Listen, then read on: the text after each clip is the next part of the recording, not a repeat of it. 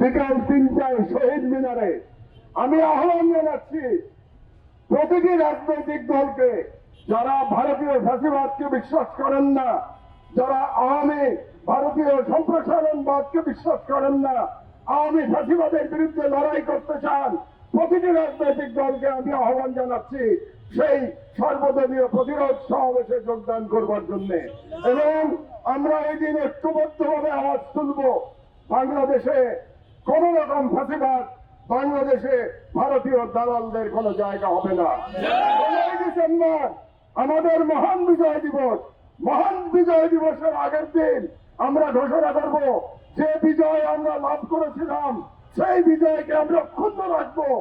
দিল্লির কাছ থেকে পাওয়া বিজয় আমরা দিল্লির কাছে সমর্পণ করব না। এবং সেই ঘোষণা আমরা 15 তারিখে সোমবার ইনশাআল্লাহ করব। আর সর্বশেষ কথা আমি সরকারের উদ্দেশ্যে বলতে চাই, এই সরকার জুলাই যোদ্ধাদের নিরাপত্তা দিতে সম্পূর্ণভাবে ব্যর্থ হয়েছে। হাদির উপরে হঠাৎ করে আক্রমণ হয় নাই, হাদির উপরে যে আক্রমণ হবে সেটা বারে বারে জানান দেওয়া হয়েছে।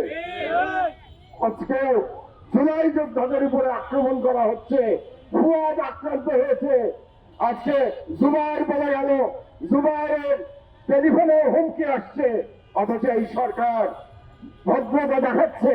তারা এখন পর্যন্ত কোন কম্বিং অপারেশন চালাতে পারে নাই, অস্ত্রধারীদের গ্রেফতারের কোন অ্যাকশন তারা দেখাতে পারে নাই।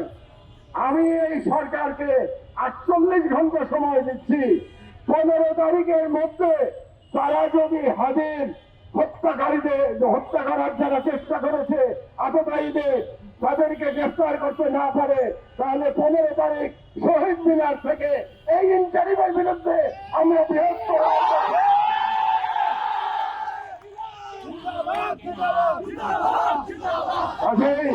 আজকে আমি ভারতীয় হেজমনি, আওয়ামী ফ্যাসিবাদ এবং ইন্টারিম তিনটাকেই এখান থেকে আমরা শেষ ওয়ার্নিং দিতে চাই। আজকে আগামী 48 ঘন্টার মধ্যে আপনারা ঐক্যবদ্ধ হয়ে যান।